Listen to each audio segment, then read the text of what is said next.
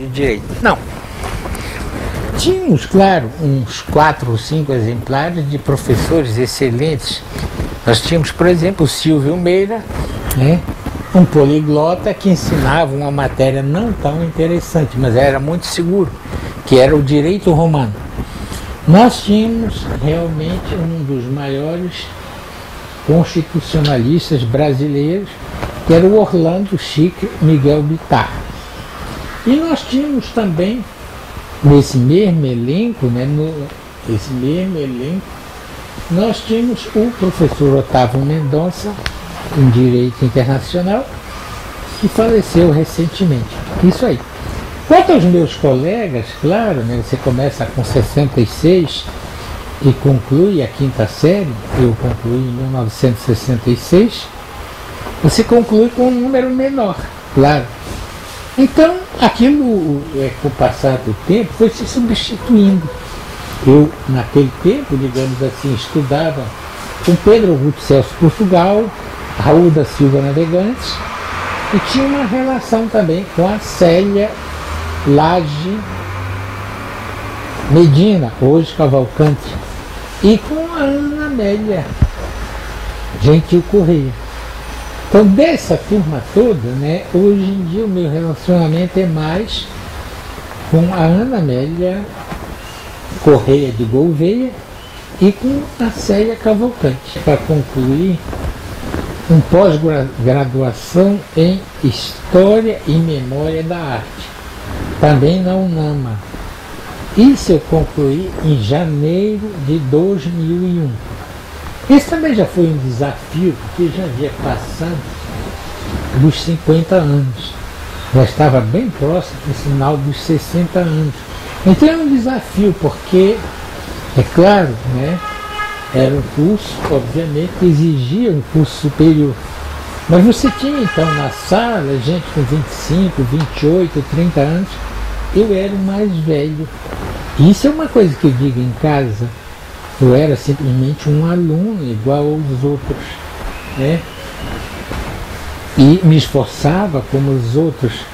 Apenas eu não tinha tempo, digamos, para o estudo em conjunto, como normalmente se faz. Tem que fazer um trabalho sobre a disciplina X, um tópico da disciplina X. Divide a turma em 4, 5 equipes. Não, eu não tinha tempo para isso, de ir para casa dessas pessoas, e por isso eu pedia para fazer o trabalho, isoladamente, para fazer na minha casa, para fazer na galeria, etc. Pois bem, ao final desses semestres todos, certo?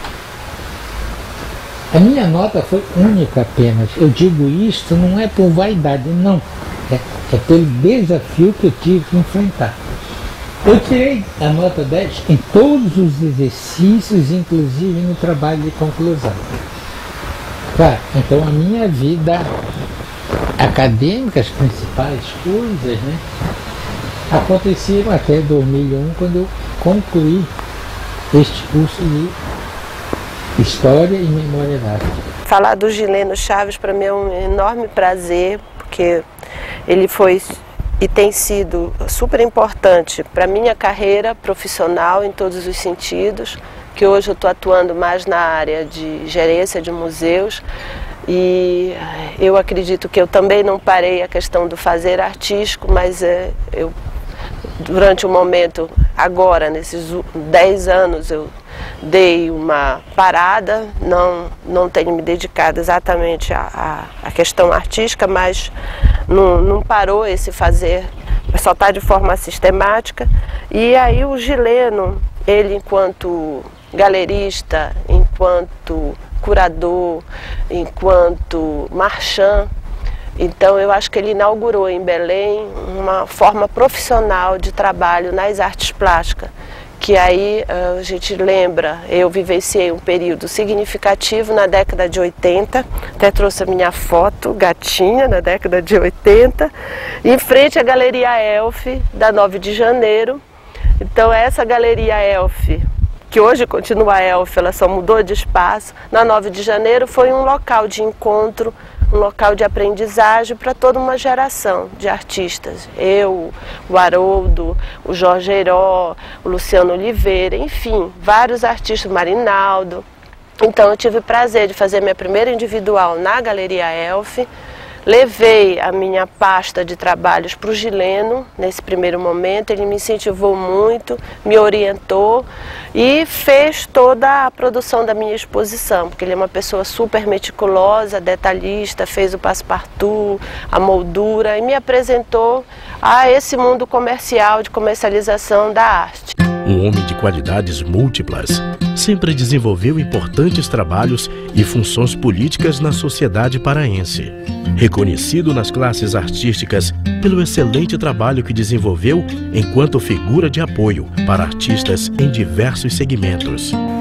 Eu realmente comecei na Prefeitura Municipal de Belém, em 1962. Eu comecei tomando conta de uma biblioteca. Já era o que se chama, então, um cargo de assessoramento superior. Direção e assessoramento superior. Era no próprio Palácio Antônio Lemos, ali. Na realidade não havia assim uma biblioteca com aquela imagem que vem à cabeça da gente, não. Havia uma pequena quantidade de livros, que era pensa ao Departamento Municipal de Educação e Cultura. Ora, não havia nem Secretaria de Educação. Saindo dali, nós fomos para Manuel Barata, e da Manuel Barata nós passamos para um prédio, atrás da Secretaria Municipal de Obras, aí na Avenida Governador José Malcher. Então, eu não tive, durante a minha carreira na prefeitura, os 30 anos que eu passei lá, nenhum cargo técnico. Técnico, eu digo, é assim, profissional. Eu não fui advogado, eu não fui administrador, eu não fui, digamos, um escriturário, um datilógrafo, nada. Eu sempre tive a sorte de entrar como chefe e me aposentar como chefe da prefeitura.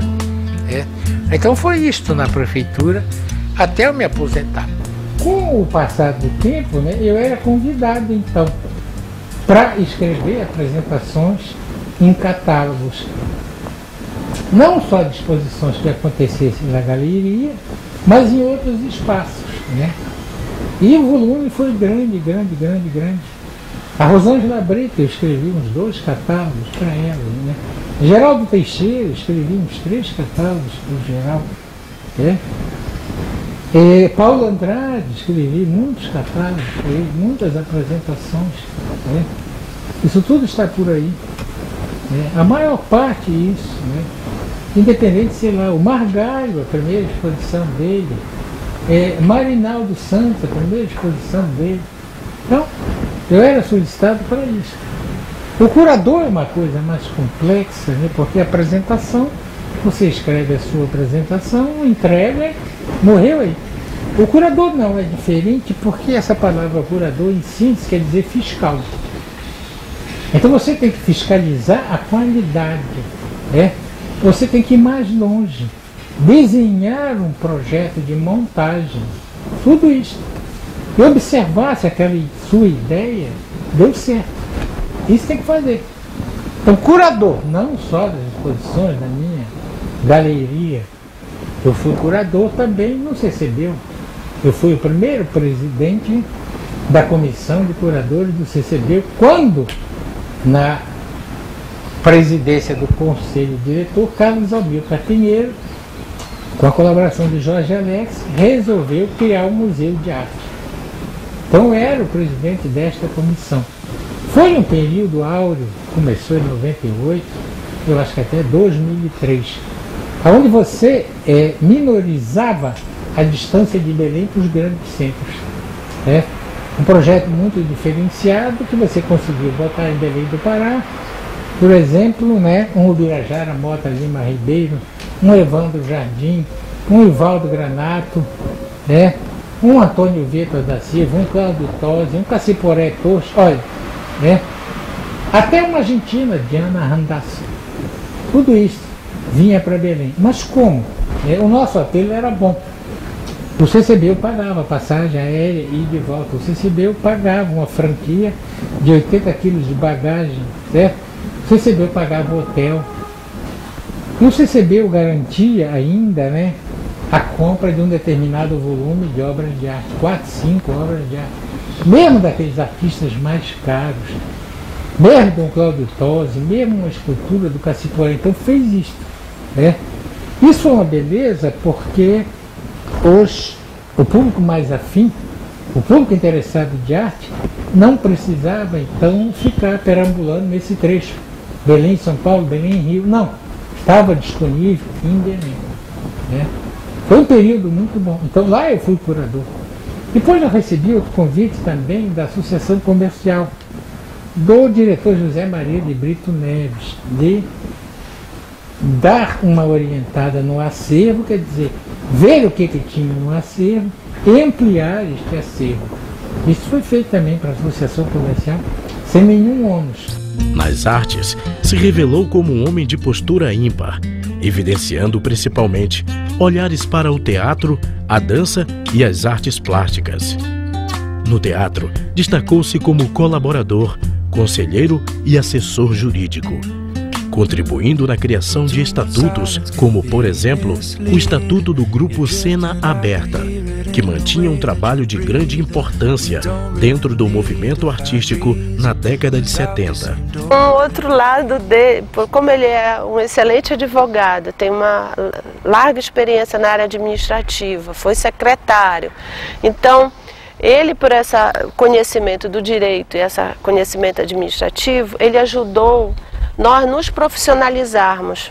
Então, a Associação de Artistas Plásticos do Pará, quem escreveu o estatuto, quem contribuiu com toda a elaboração dessa coisa jurídica, incentivou a gente, de nós nos organizarmos em classe, foi o Gileno. Então eu pensava exatamente ir, né, aonde o poder público não ia. A razão pela qual eu, nos anos 80, eu construí uma galeria de arte na Travessa 9 de Janeiro, 2082. Construí uma galeria de arte. Então uma galeria de arte que tinha aquelas coisas que eu achava que uma galeria devia ter. Discutindo isso com um engenheiro, que foi Fernando Bembon, e discutindo isso com outras pessoas, tipo Jaime Bibas, que já era professor universitário, etc. Então uma galeria devia ter uma antessala, né? Em vez de ter uma sala de exposições, um ambiente de exposições em torno de 70 metros quadrados, ou aliás, o que vale na galeria é a quantidade de paredes onde você possa expor, a área não tem muito a ver. Ela teria, digamos, um mini escritório, teria um local para reserva técnica, teria, né, um conjunto de banheiros e teria uma cozinha. Sim, eu estou falando conjunto de banheiros, isso pode parecer estranho, mas aquelas duas do estado que eu me referi há pouco não tinha isso. E ainda se dava o luxo de, no coquetel, distribuir cerveja. Como? Né? E agora, quem tivesse alguma necessidade ia ter que ir àqueles açaizeiros ou o bar do parque, que era, como é hoje, infecto. Eu fiz essa galeria na 9 de janeiro e ela foi inaugurada em 9 de dezembro de 1981. Aí começou então a galeria, pouco fora do eixo central, já que era na Travessa 9 de Janeiro, próximo da Travessa Pariquis, no bairro da Cremação. Sim, mas esse projeto tinha umas coisas diferenciadas. Eu, por exemplo, imaginava em dividir o calendário. Metade das exposições de artistas paraenses e metade das exposições de artistas fora de Belém. Dividi isso, né? E comecei logo em dezembro de 81 com uma mega exposição de gravuras. E fui me surpreendendo porque, mesmo antes de eu abrir as portas, já começou a ser visitada por pessoas interessantes de Belém. Uma das primeiras visitas foi o professor Carlos Coimbra. Depois veio Lúcia Medeiros. A Lúcia Medeiros foi lá num dia que a rua estava alagada, uma coisa curiosa, né? E outros foram chegando, né? Agora eu teria como né, de funcionar ali. Claro, eu abri a galeria,